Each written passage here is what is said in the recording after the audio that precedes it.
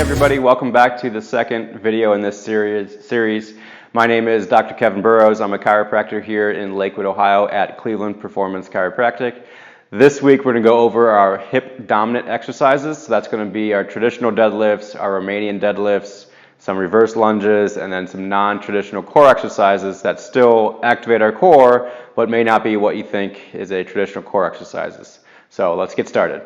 So this is the traditional deadlift. Today we're going to use free weights. So use a kettlebell or a dumbbell at home. You can use a barbell or a hex bar, but those are a little bit harder to do, and it takes more experience to do those exercises. So for this today, we're going to have you about shoulder width apart, feet shoulder width apart, and your body directly over the weight. Make sure your body is over the weight and the weight is not in front of you. We want to make sure that we are right over the weight so we can distribute our forces easier through our body. So from here, all we're going to do is I want you to slowly sit your butt back and squat down to the weight. Once you get to the weight here, I want you to lift the weight up, extend your hips forward, and back down. Remember to keep your back straight as you go up and down. And as you come up, I want you to bring your hips forward a little bit and then back down. If this is something new for you, a variation we can do now is we can go on the bench here.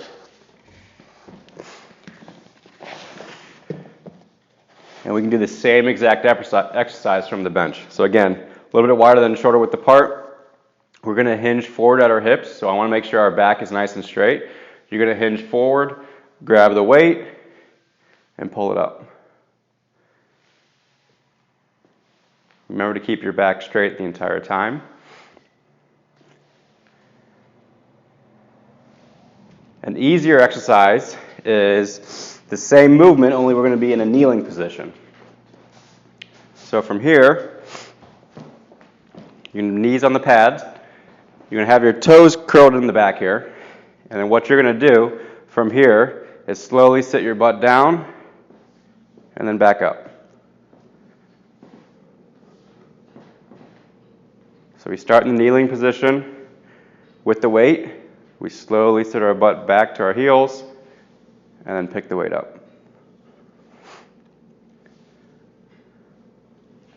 The last regression for this exercise is just the pattern of the hip hinge. So the hip hinge is the primary movement of the deadlift, and that's what makes our back straight and allows our hips to move the weight instead of our back. So with this at home, grab a pipe or a broomstick, and you're going to place this in the middle of your back. You're going to place it basically in between your tailbone or on your tailbone, your middle of your back, and your head, and you're going to have these 3 points of contact the entire time you do the movement. So from here, I'm going to have a soft little knee bend. I'm going to bend at the waist as I stick my butt out, and then come back up. The entire time I need to have my back on the pole.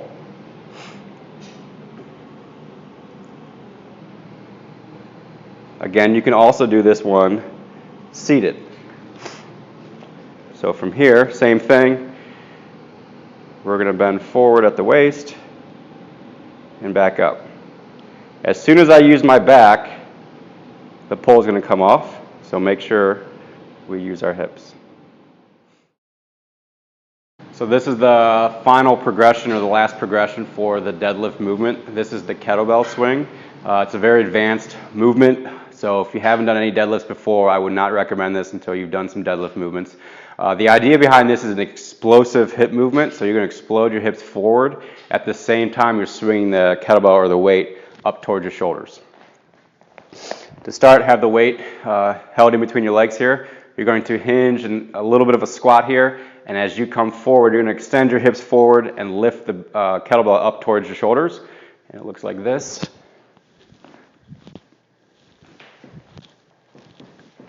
The main focus is extending your hips forward as you come up.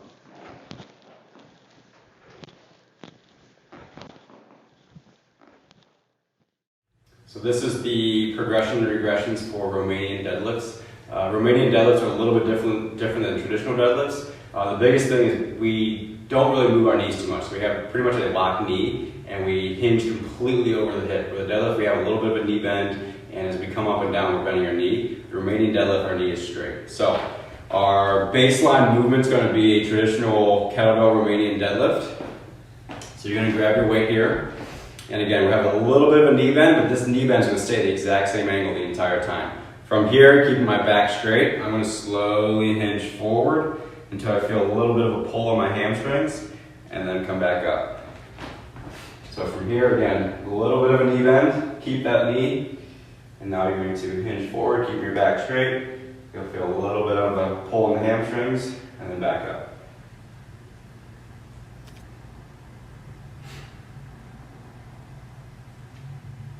Okay, an option that you can do from there is, it's kind of like a good morning exercise, but you can just get like a PVC pipe, so no weight, it's just your body weight.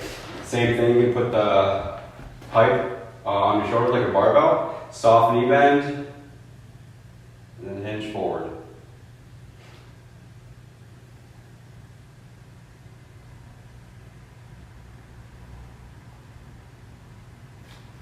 An easier movement from that is an assisted RDL here, so we'll do it over the bands. If you don't have bands at home, you can always hold on to the wall, or you can hold on to like a higher bench or a couch at home. But I'll show you with the TRX bands here. So from here, we're just having our hands on the loops. Again, soft knee bend, and you're going to hinge backwards until you feel a little bit of a hamstring pull, and then come back up. And I can use my hands to keep my balance, or I can help push myself up with my hands.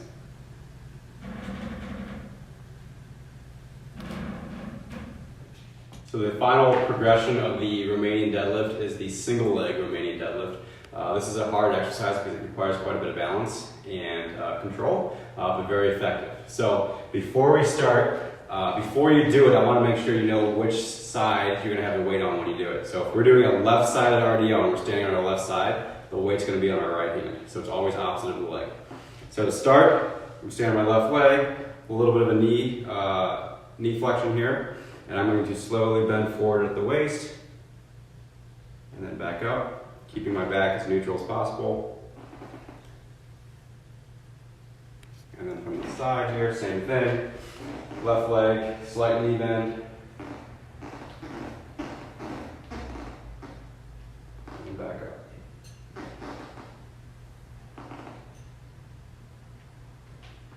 So our next exercise group is the reverse lunge.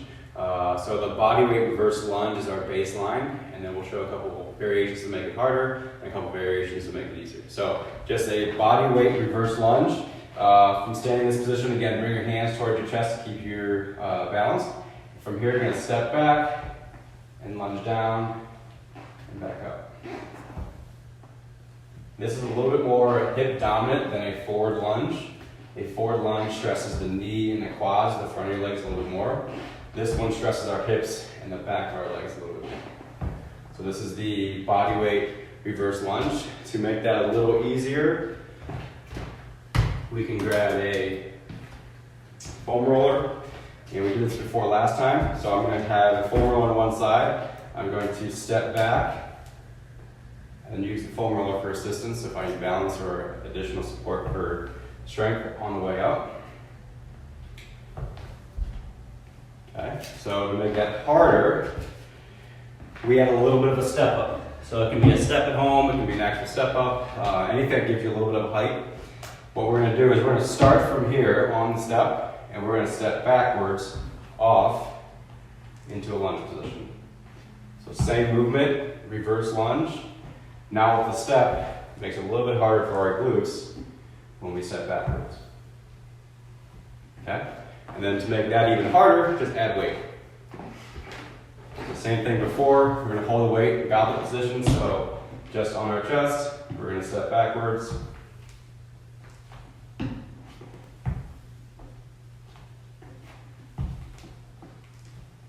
And that's the reverse lunge. Our next set of exercises are a bunch of carries and marches. So carries and marches are great core exercises because it requires us to stabilize our trunk as we move. So our first carry is a suitcase carry. So suitcase carry is basically just like you're holding a suitcase in one hand. So we'll hold weight. It can be a kettlebell, it can be a dumbbell. The heavier it is, the harder the exercise, but you don't need a lot of weight to make it effective. So what this does with the weight on one side, it wants to pull my body away, so I have to contract my other side to keep myself stable. So from here, keeping everything stable and upright, I'm going to walk 10 to 15 yards, keeping everything stable, and then switch sides and then return. To make the suitcase carry harder, we call it a march. So what you're going to do is you're going to lift one leg up, hold it for a second, and switch. And this is a suitcase march.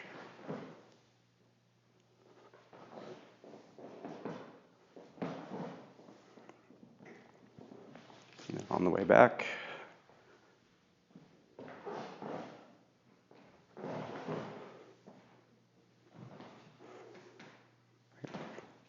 The other exercise we can do is grab a second weight. It can be the same weight or a heavier weight. Doesn't matter, they both work. And you're going to basically walk with two weights on each side. So this is called a farmer's carry. And again, we're just going to walk, keeping everything stable. And then return. And you can switch weight on both sides. And then make that a little harder, we add the march.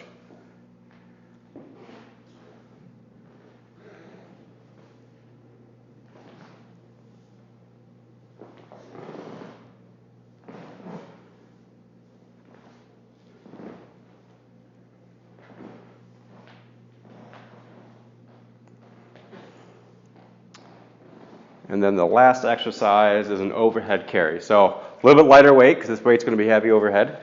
You're going to extend your elbow and shoulder overhead, and we're going to walk. Again, keeping everything stable, making sure your shoulder does not move. And then switch.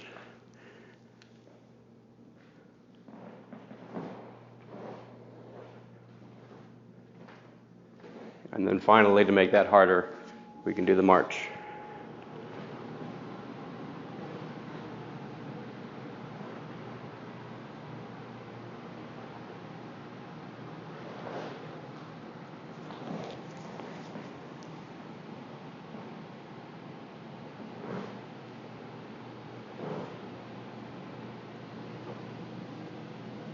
And those are our carry exercises. So this exercise group is called our banded lifts. The baseline exercise or movement is going to be in a half kneeling position. So I'm going to be almost like a lunge position here. So one leg in front, one leg down. The easier progression will be 2 knees down. We call this tall kneeling. And then the easier progression from there, I'll show you how you can do it seated. So to start, we'll go back into our half kneeling position. We'll grab our band from the wall. So I have a fancy band here, but you can use any band at home. We used bands last time. You can just use the TheraBand. That'll work. It doesn't really matter. So from here, what I want you to do is to grab the end of the band and then grab about an elbow's length away down the band or the tubing. From here, keeping everything nice and stable or trunk and stable, you're going to pull your band across your body so that the right hand here is against your chest. And then from here, you're going to push out towards the side at an angle.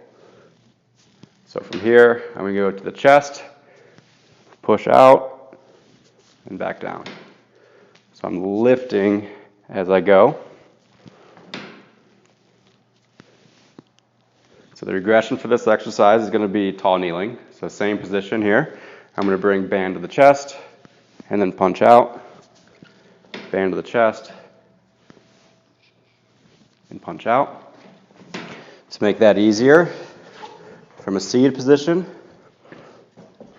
you're going to go same thing, band to the chest, punch out. Band to the chest, punch out. To make this harder, we're going to go back to the kneeling position, but instead of being staggered, we're going to be in line. So my right knee and my left foot are going to be in the same line. There's going to be a little bit more stability here. So again, we're going to go right hand to the chest, punch out.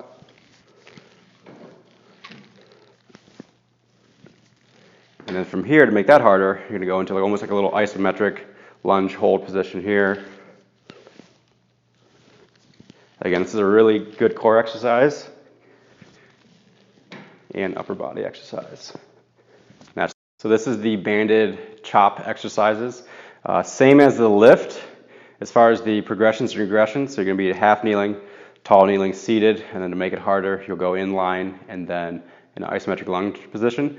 The only difference with this now is that the band is coming from the top. So before the band was coming from the bottom and we're lifting up. Now the band is coming from the top and we're pulling down. So you can use cable machines, you can use bands, you can even use weight too, but today we're going to use a band. For this one, I want the inside leg to be up. So again, we're going to grab the end of the band, again about a elbow length away. Grab your right hand. You're going to bring to your chest and then punch down. Bring to your chest, punch down. And then tall kneeling position here. Again, tall, nice and tall. To your chest, punch down.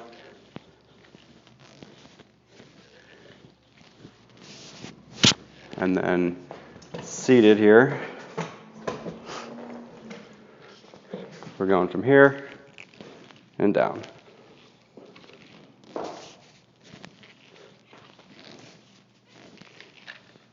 To make it harder, we'll go in the inline position. So your left knee and your right foot are in the same line, so right in front of each other. A little bit harder on the balance, and then we're going to go from here and down.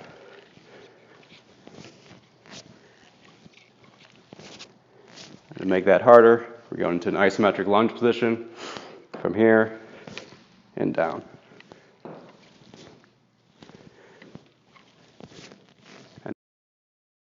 Here is this week's workout laid out for you. So on the top there we have the progressions and regressions for each exercise. So in teal is the baseline for all the exercises, and then depending on your experience level, you can either make it harder up with the progression or make it easier down with the regressions. So across the board, they're all 6 exercises, has multiple variations and modifications for your experience level.